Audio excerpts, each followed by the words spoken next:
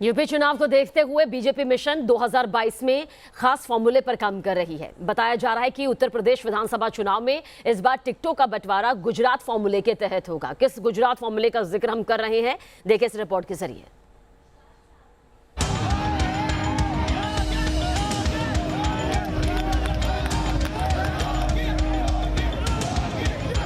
गुजरात फॉर्मूले से यूपी में फिर कमल की बहार। अब की बार जनसेवक ही टिकट का हकदार। यूपी विजय का महाअभियान, विपक्ष क्यों परेशान?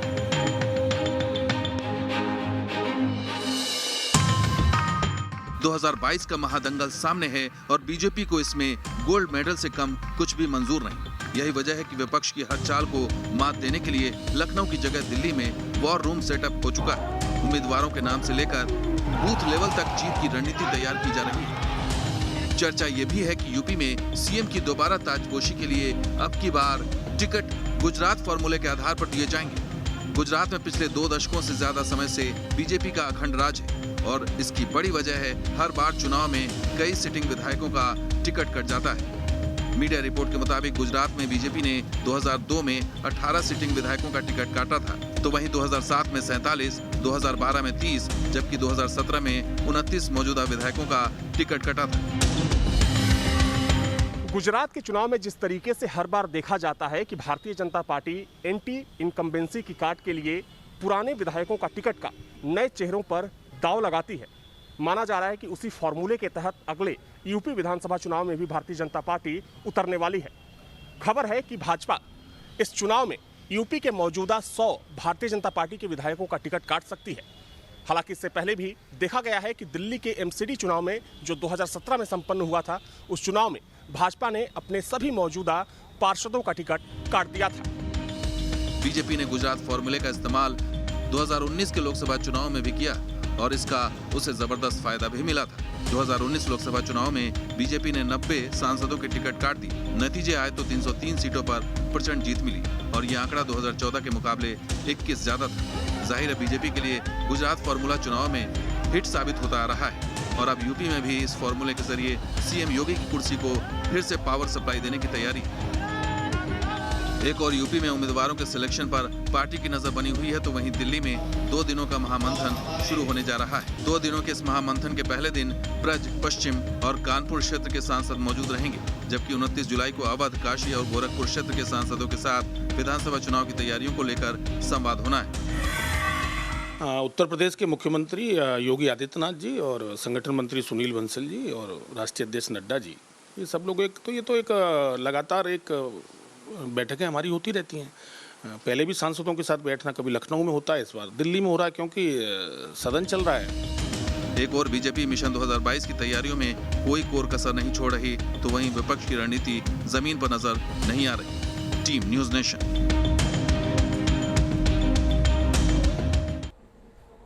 और इस वक्त की बड़ी खबर, दिल्ली में यूपी बीजेपी के सांसदों की बैठक है। जानकारी आप तक पहुंचा दें कि जेपी नड्डा की अध्यक्षता में सांसदों की ये बैठक हुई। सीएम योगी आदित्यनाथ, स्वतंत्र देव सिंह बैठक में मौजूद रहे। यूपी चुनाव के लिए सांसदों की भूमिका तय यहां पर करना चर्चा का विषय रहा। यूपी में आशीर्वाद यात्रा बीजेपी के जरिए निकाली जाएगी। बैठक में जेपी नड्डा ने सांसदों को निर्देश भी दिया। सांसदों को खुली जीप में यात्रा निकालने के निर्देश दिए गए हैं। सांसदों को बीजेपी की उपलब्धियां बताने के निर्देश दिए गए हैं कि आखिर पिछले 5 साल के कार्यकाल में क्या कुछ उपलब्धियां योगी सरकार की रही, इसे जनता तक पहुंचाया जाए। बीजेपी के 40 से ज्यादा सांसदों के साथ पार्टी अध्यक्ष जेपी नड्डा, मुख्यमंत्री, प्रदेश अध्यक्ष और प्रदेश प्रभारी ने मंथन किया, लेकिन बहुत से सांसद मंथन के बाद नाराज नजर आए। नाराजगी की वजह ये थी कि मंथन का मतलब होता है कि आप अपनी बात कहेंगे और बातें सुनेंगे, लेकिन सांसदों की बात सुनी ही नहीं गई। किसी सांसद से पूछा ही नहीं गया कि क्या अधिकारी आपकी बात सुनते हैं, पदाधिकारियों की क्या समस्याएं हैं, कार्यकर्ताओं की क्या समस्याएं हैं और विकास को लेकर किस तरह की योजनाएं होनी चाहिए, क्योंकि सांसद भी अपने संसदीय क्षेत्र का प्रतिनिधित्व करता है। पश्चिमी उत्तर प्रदेश के सांसदों के साथ सबसे बड़ी समस्या रही कि किसान आंदोलन का जिक्र नहीं हुआ।